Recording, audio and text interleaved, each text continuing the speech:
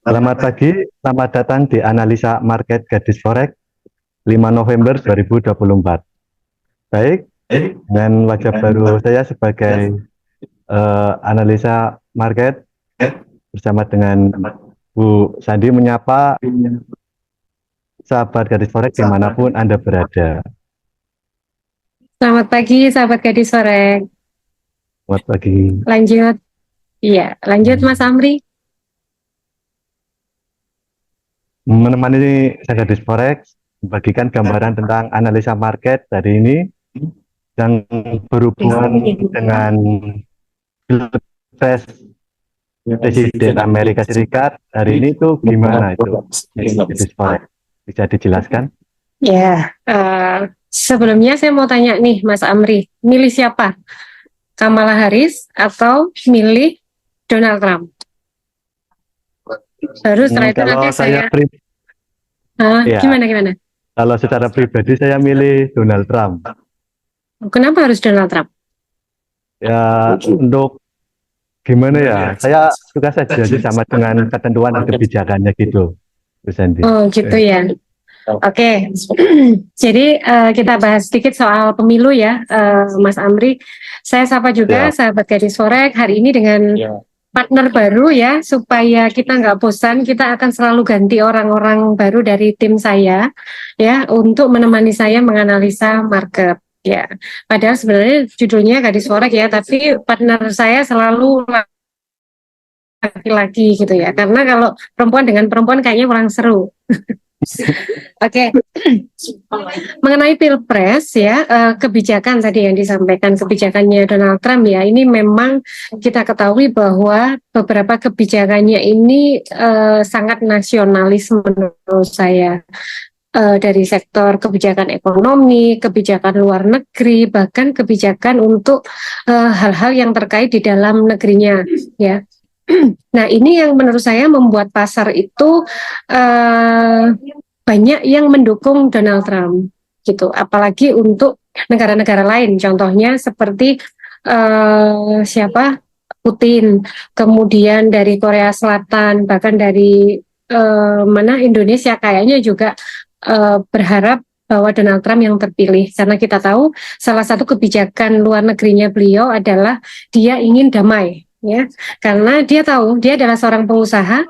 Kalau misalnya negara ini damai, itu perdagangan kan lancar, ya. Pengusaha itu maunya perdagangannya lancar, bukan konfliknya yang lancar gitu.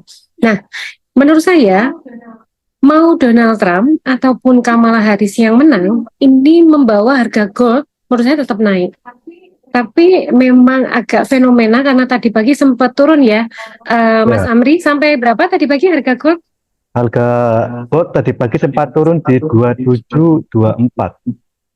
Ya, di 2724. Jadi Ya, sahabat gadis sore kalau ngikuti kita dari kemarin, sebenarnya saya bilang supportnya itu memang masih di area sekitar 2720-an sampai 2700 ya. Nah, apakah setelah gold ini kena di target supportnya, sudahkah di yang sudah kita perkirakan bahwa trennya masih bullish ya, ataukah ini dia malah breakdown kemudian malah turun di bawah 2700? Mungkin kita langsung ke chat aja ya, Mas Amri ya. siap. Oke. Saya share screen dulu.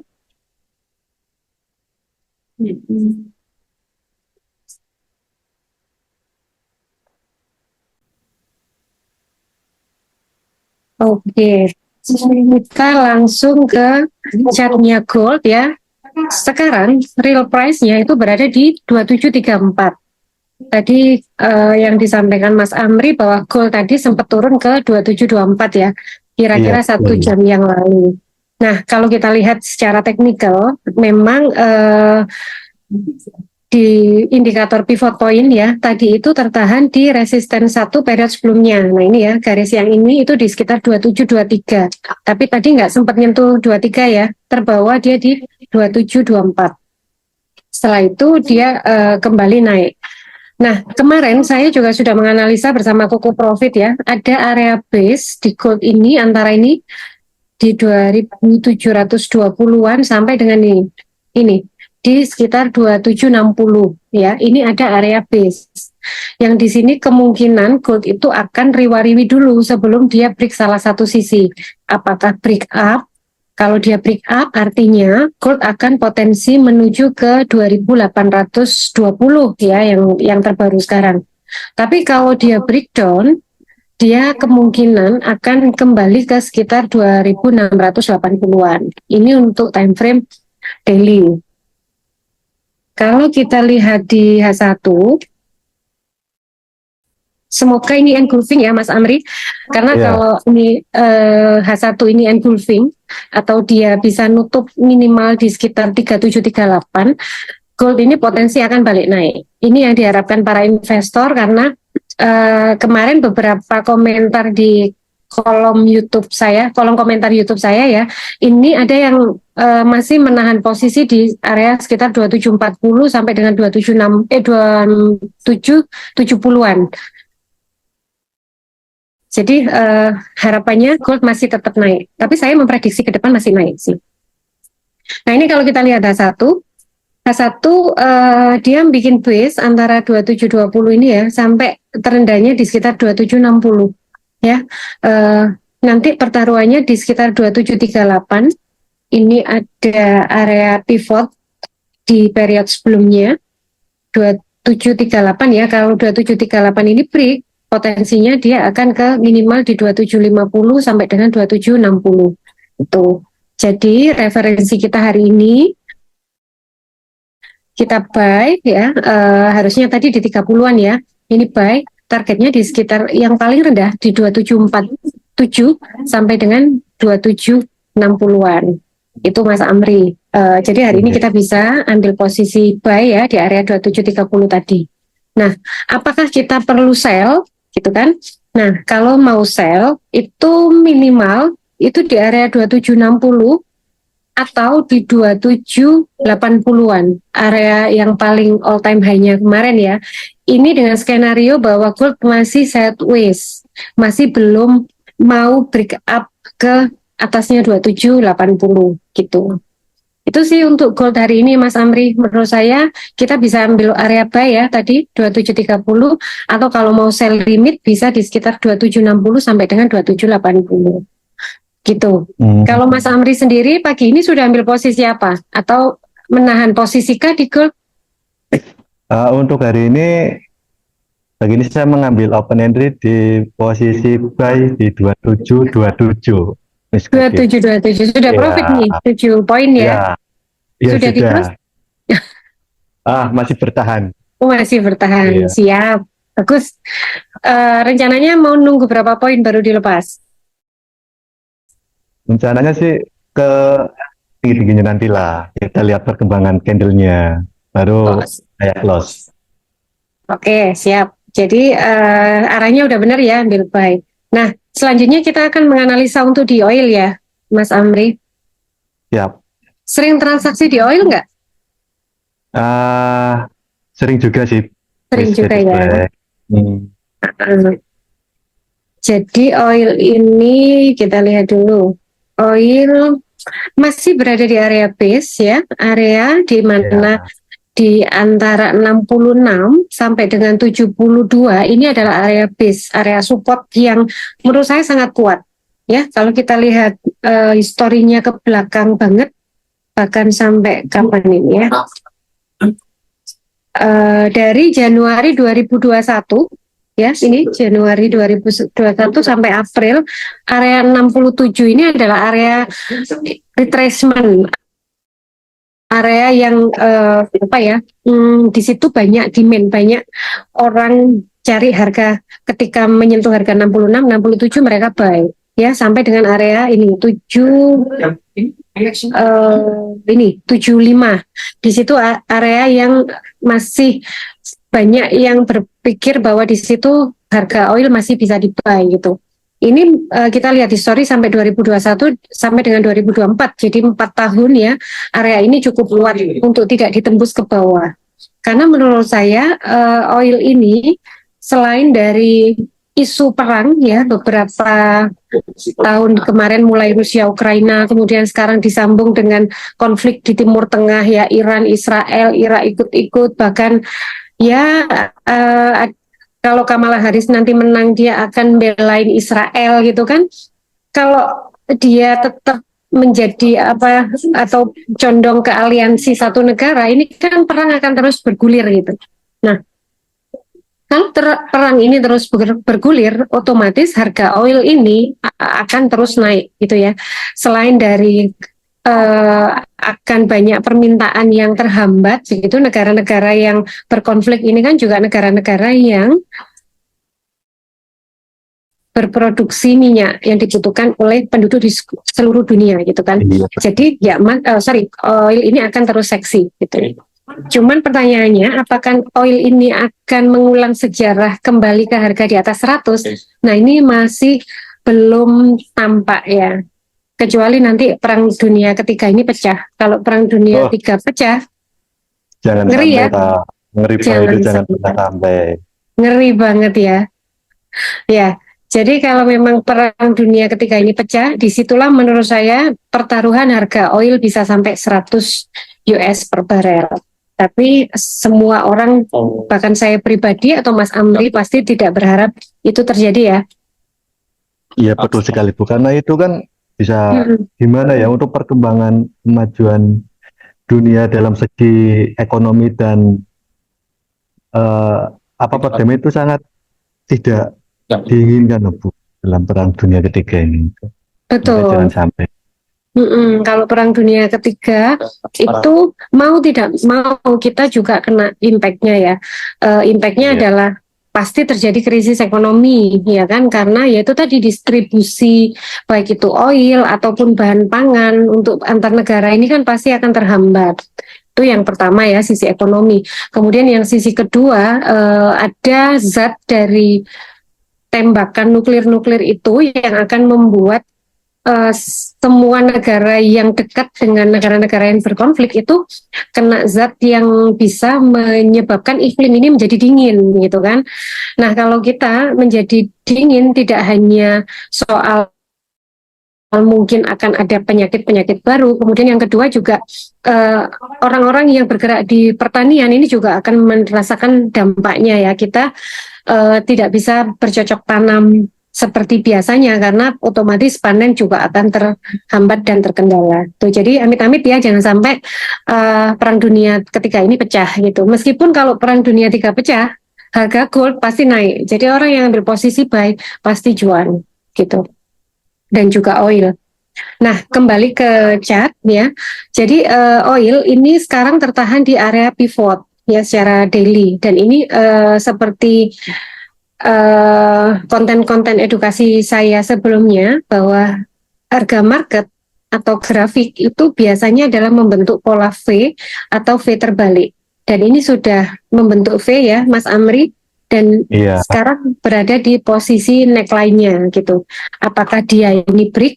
Kalau break, otomatis terdekatnya dia akan mencapai atau mencoba untuk retest di 73.50 di sini. Atau kalau ini juga break, oil akan ke R1-nya berada di area 77. Nah, di tengah-tengahnya 73 sampai 77 ini ada 75.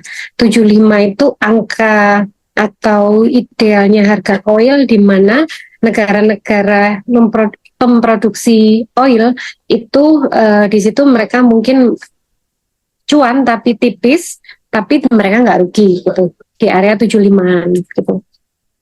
Kemudian kalau saya lihat H1, nah H1 ini tertahan di R1 ya, pivot indikator pivot di resisten 1 period sekarang. Menurut saya ini tahanan yang juga menurut saya cukup kuat di area 71.7-an ini atau 71. Kalau dia gagal break, menurut saya potensinya akan balik ke 70. Jadi kalau mau ambil posisi buy, tunggu harga oil minimal di 70.7 atau di bawahnya, lebih aman. Karena kalau sekarang kita FOMO dan klik di sini, takutnya dia akan koreksi ke 70.7 dan ini ada sekitar 1 poin ya. Kalau satu lot itu kita akan ke floating 1.000 US dollar gitu. Jadi sabar dulu tunggu harganya koreksi turun baru kita ambil posisi buy. Gitu ya Mas Amri untuk oil.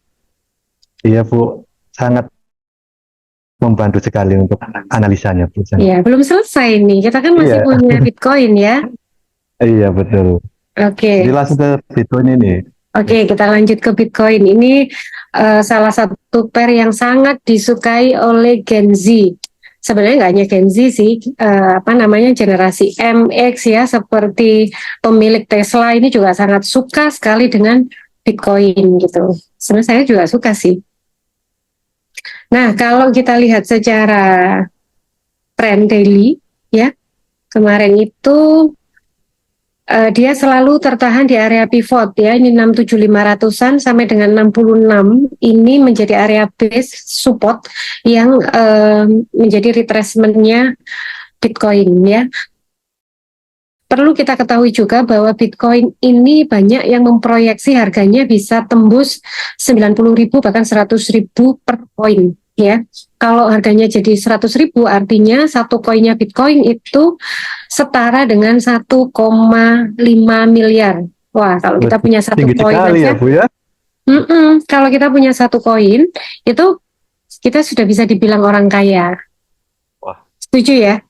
setuju banget. Terus yang punya ratusan poin itu gimana itu? Wah, itu menjadi orang kaya lagi. Ya. Tapi hari ini yang punya lebih dari satu koin ya kayaknya ya memang orang-orang yang berani nahan posisi Bitcoin mulai dari bawah sampai dengan hari ini. Rasanya kalau kita ngomong trader-trader newbie atau trader-trader yang ya middle lah ya, yang swing gitu, swing mood maksudnya bukan swing intraday ya, tapi swing mood itu kayaknya mereka lebih suka copi-copi atau ya profit sedikit lepas, loss banyak dibiarin, nah seperti itu. Oke, kita kembali ke chat. Harga Bitcoin ini potensi akan tes di area 69.000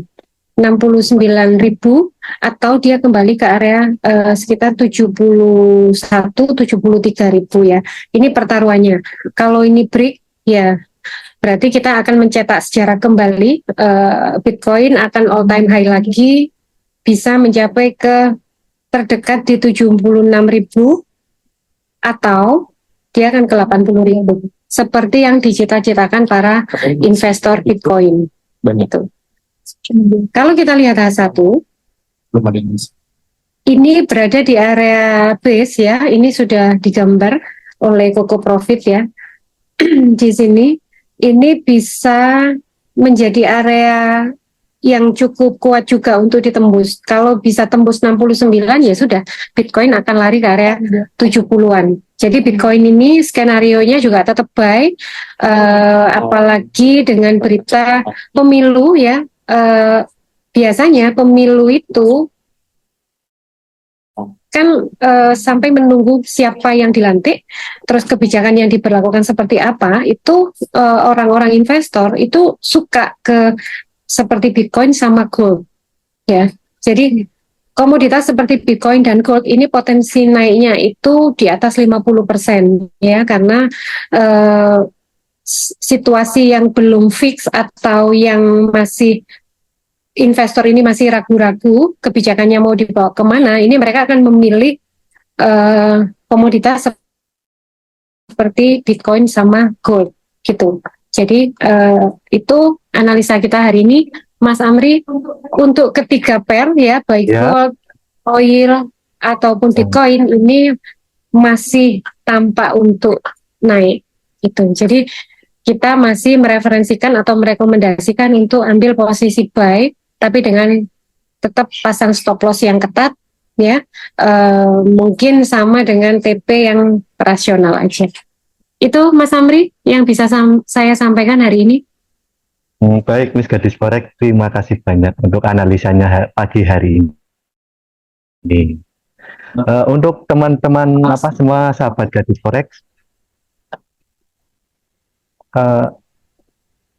jangan lupa untuk bertanya dan beraktif di kolom komentar kami. Sangat terbuka untuk diskusi dan menjawab pertanyaan teman-teman semua.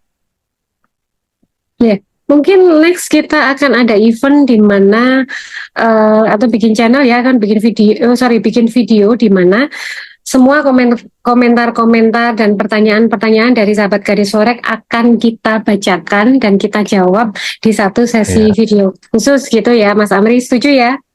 setuju banget ini Gadis Forex.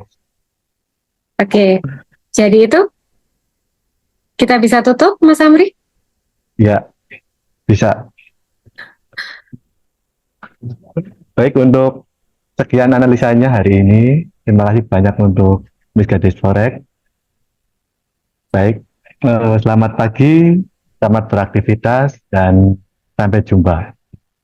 Sampai jumpa, salam cuan.